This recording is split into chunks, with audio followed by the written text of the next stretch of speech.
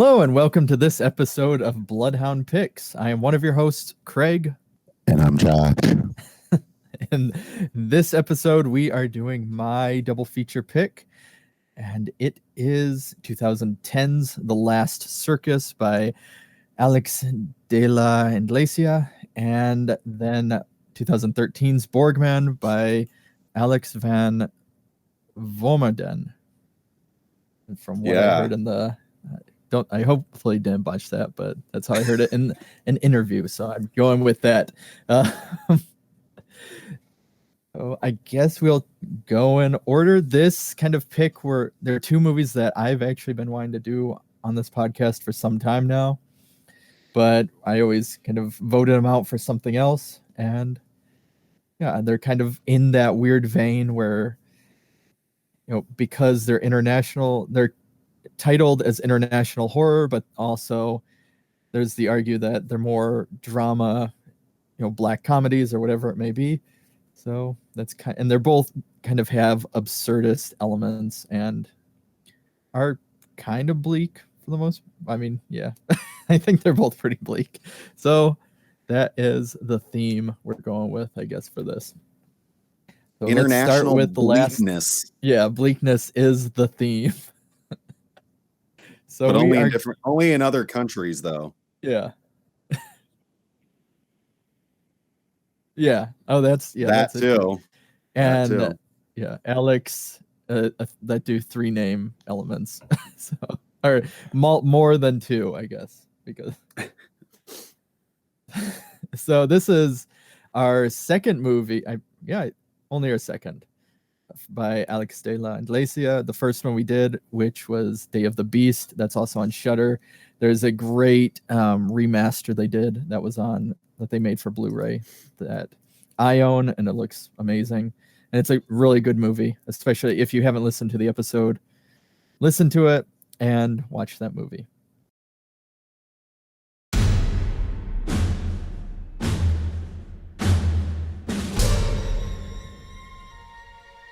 ¿Los niños se ríen contigo?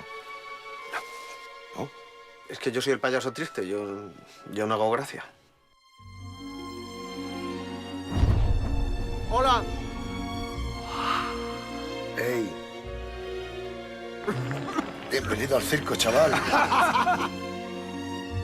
Yo digo lo que tiene que hacer. Yo soy el payaso. ¡Yo! ¿Te parece la muerte un chiste?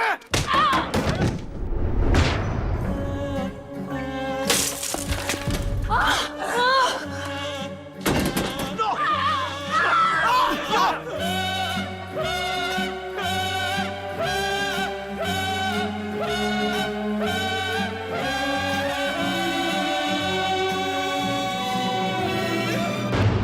¿Por qué quieres ser payaso?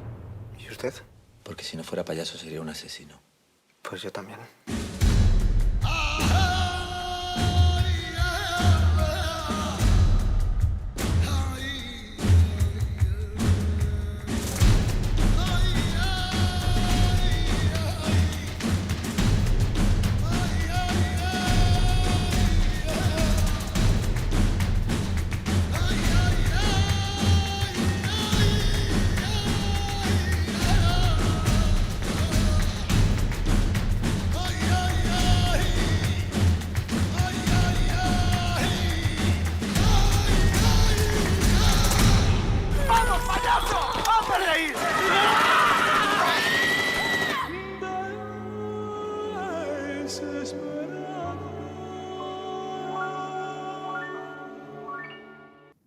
But this one for him is one that's always, especially, I guess, with the modern era, it seems like Day of the Beast and The Last Circus are the ones that are constantly referenced.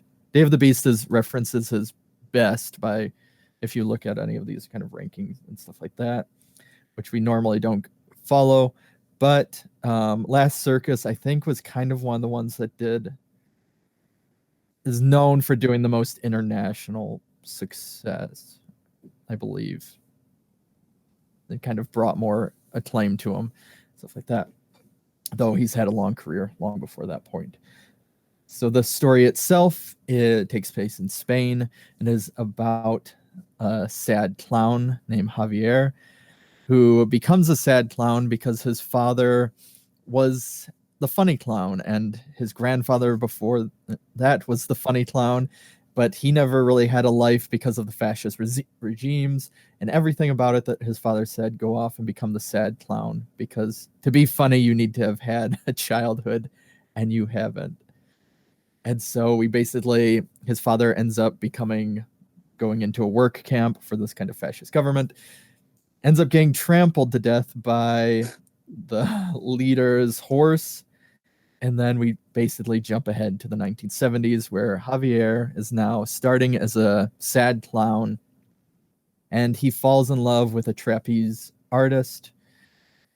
But she is with Sergio, who is the funny clown, and he is also a violent drunk and beats her, but she likes that too. And so there's this kind of weird dynamic. And I can see, if you're not watching the video version of this, Josh and Kyle are laughing silently about this, but because it's very crazy. It's hard to explain because it's a very crazy movie. So these two men almost go into this weird competition, but not really, until they both kind of just go crazy and become crazed clown people, but not in the sense that we're used to with the craze clown horror movies that we continuously see. Until there's a lot of facial deformations and machine gun violence, and yes, it is bleak. And so I tried to give my best synopsis of what I can talk. I feel like most of his movies are like that, of like just, so this is kind of the plot, but all of this crazy stuff happens. And so the plot is kind of non-existent. I mean, it's just this weird love triangle. Yeah. That just basically what it is. Falls into just complete absurdity.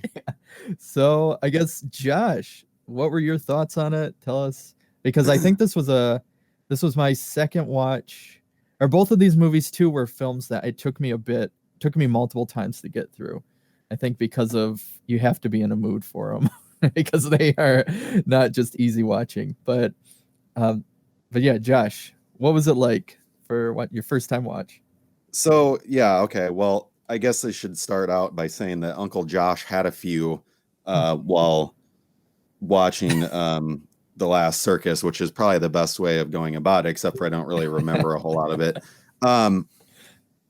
But as I was just talking about, there really isn't a plot, right? It's this love triangle, like you said, between the sad clown and the funny clown.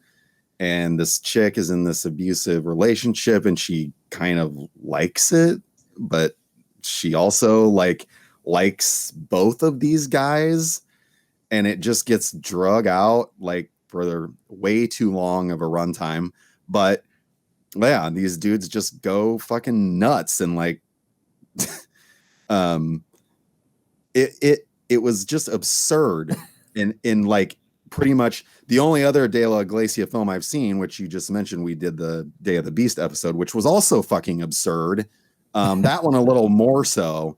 But I feel like De La Iglesia really has a distinct, at least storytelling style, in that he does do this bleak shit, but it's always really funny, because I just laughed constantly during this, even at shit that probably wasn't that funny, but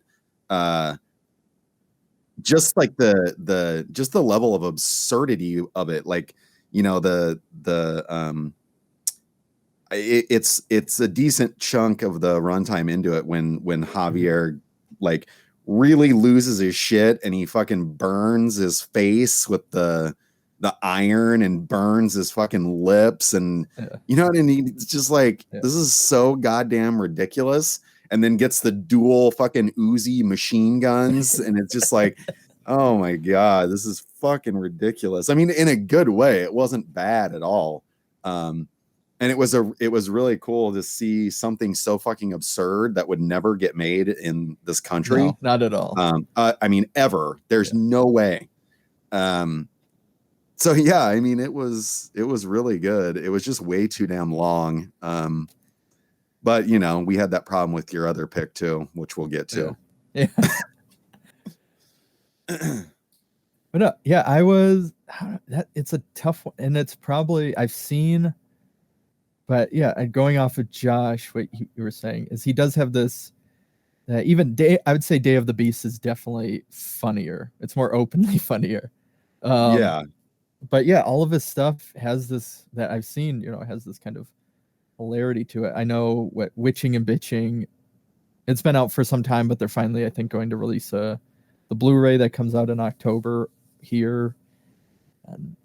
But that one's more overtly funny than either of the ones we've talked about so far. But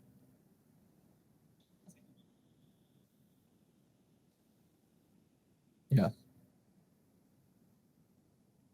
Yeah.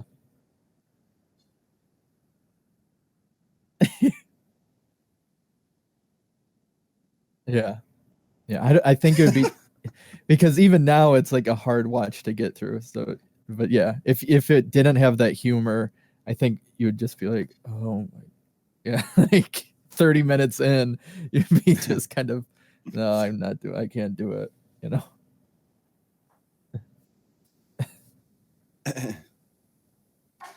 Yeah. So do we have it really helps it really helps to have just the level. I don't even feel like we've done that great a job of getting across the absurdity of what actually happens, because it's almost impossible without showing clips or something. Yeah. But trust us, this thing is fucking absurd. Yeah. And it just keeps getting more and more absurd.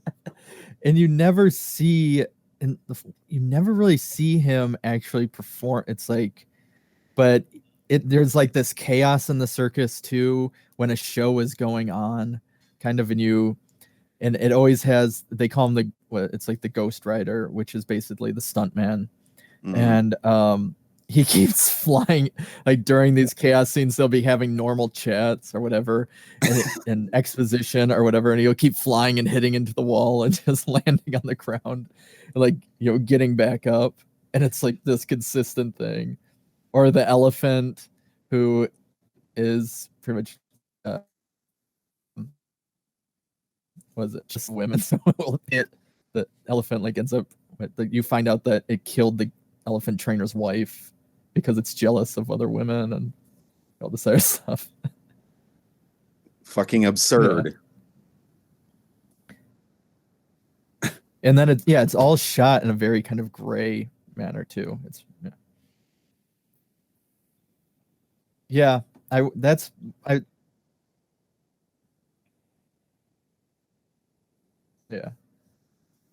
that was my kind of big complaint, I guess, about it. But do we have any last minute things, or last words on The Last Circus?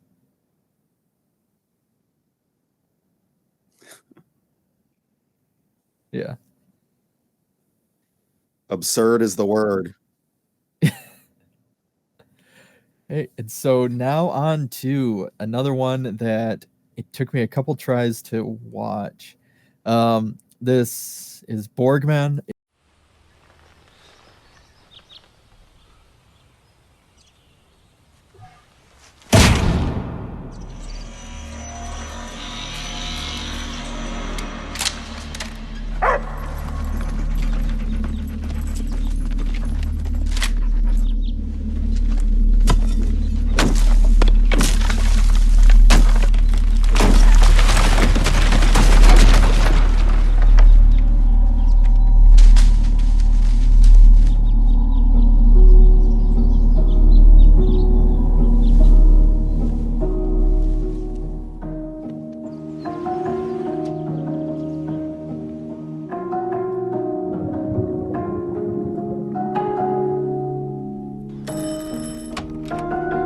Zou ik hier misschien even een bad kunnen nemen? Dat klinkt helemaal niet goed. Goedemiddag.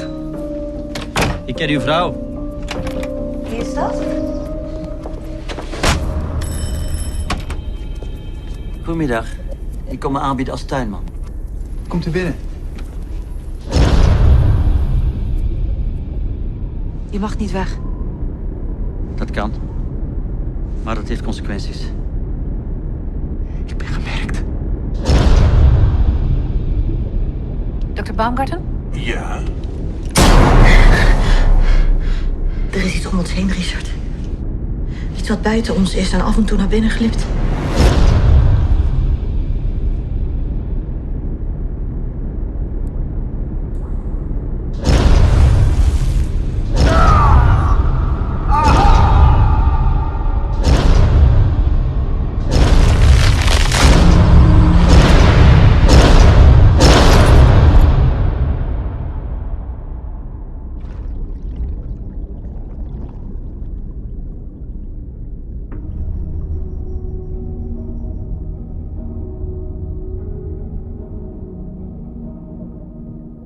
It's a Dutch film and kind of gets placed in film for those listening.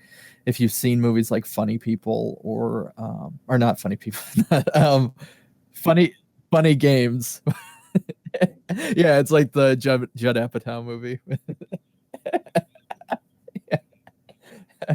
Yeah.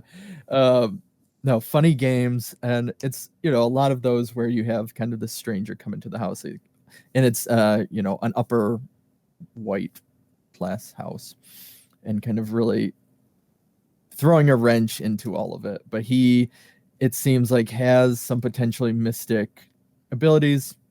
But getting into it itself, the character of Camille Borgman is, he's hiding out in an underground house thing, and basically a priest, lair, and him and his crew are being hunted, so he is able to escape.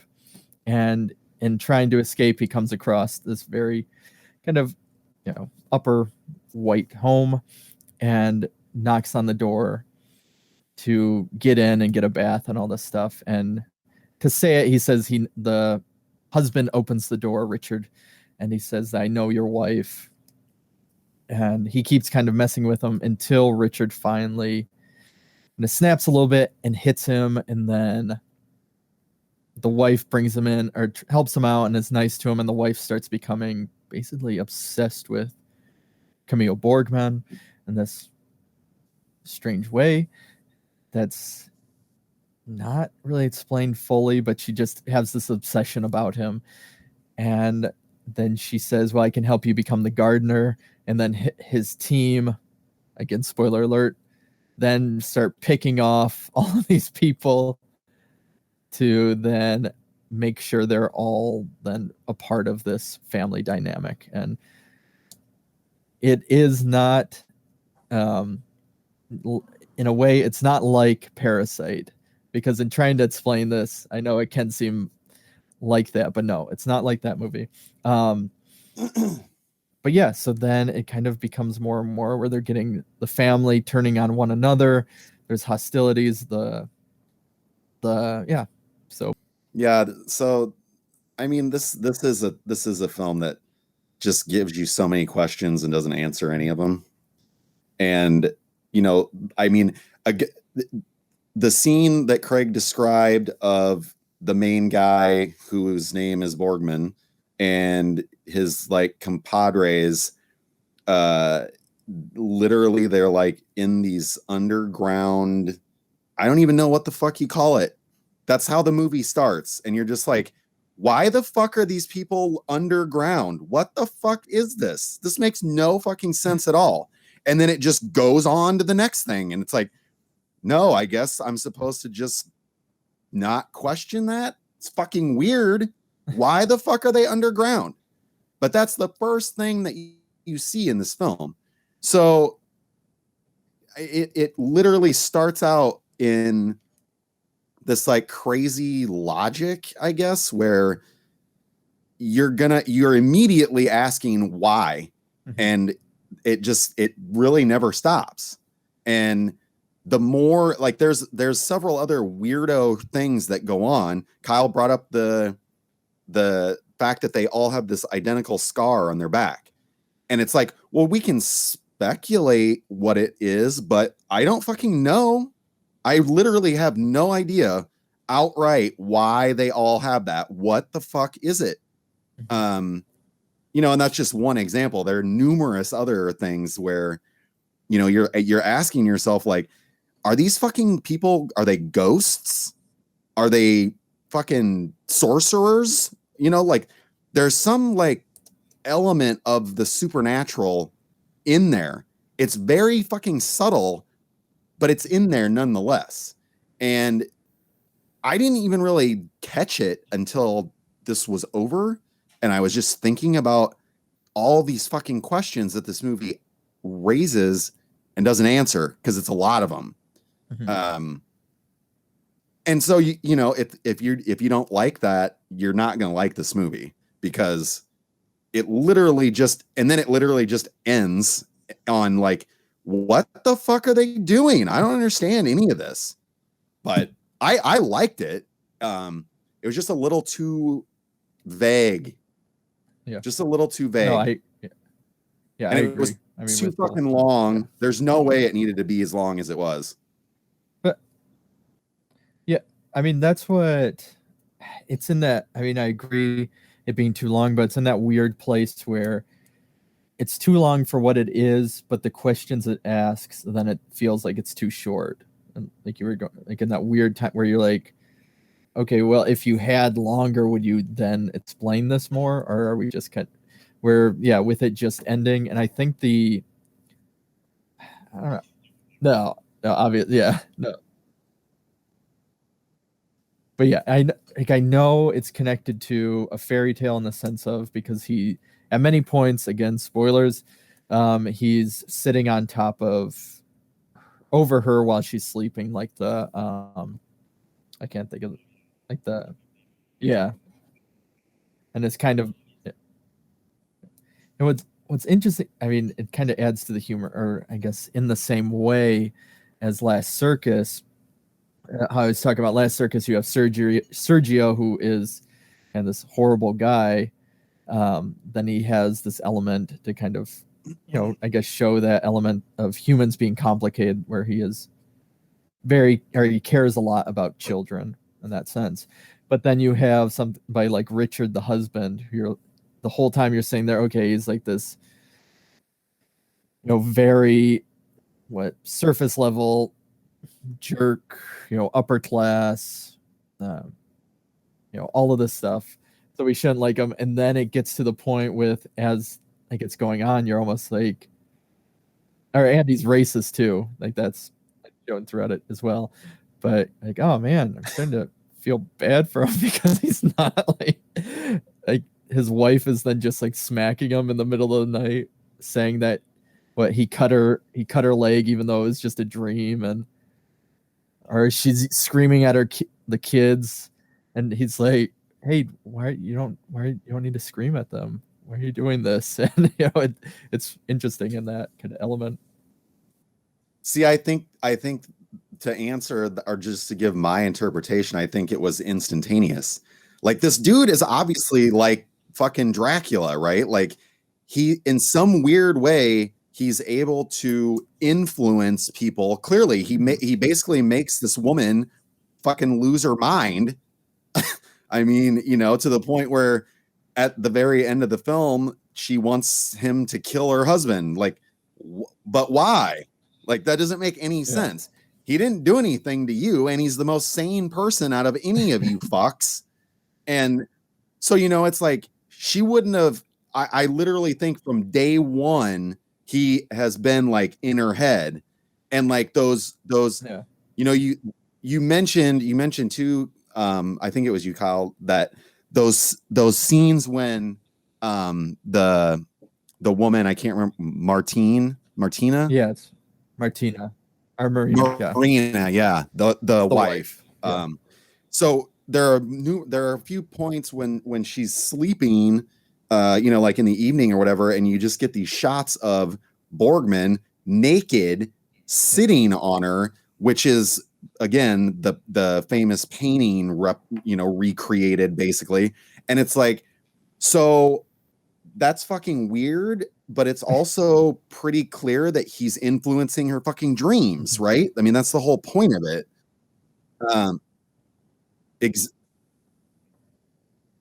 Right, because she has, I mean, there's like at least 2 dreams that she has where she's like in like some weird sex thing with her husband, and then he ends up like, I don't even know, like at one point he like uses a slices her leg or something. Yeah, with like a box cutter or something. I mean, it was pretty nasty, but so yeah, it's odd because the dude is literally, you mentioned, Kyle, you said vampires.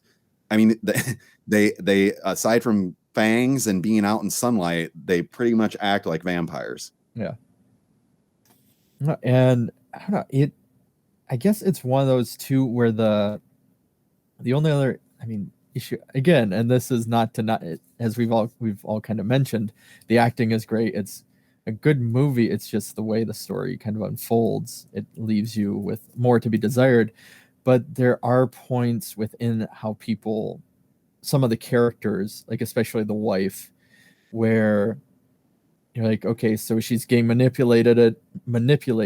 She's turning on her husband, all this, but then a scene later, she'll kind of be the voice of reason and like certain elements. And then, the next, where there's little nuances like that kind of feel off. It's not a complete, I guess, kill, downward no, and you can understand some of it, but yeah, it's something you catch, I guess, where you're like, one moment ago you were just screaming at each other and you were being mean to your children, and then next you're sitting at the table and you're like, when your husband's still upset about it, you're like, whoa, what's wrong? You shouldn't be doing that. What's wrong?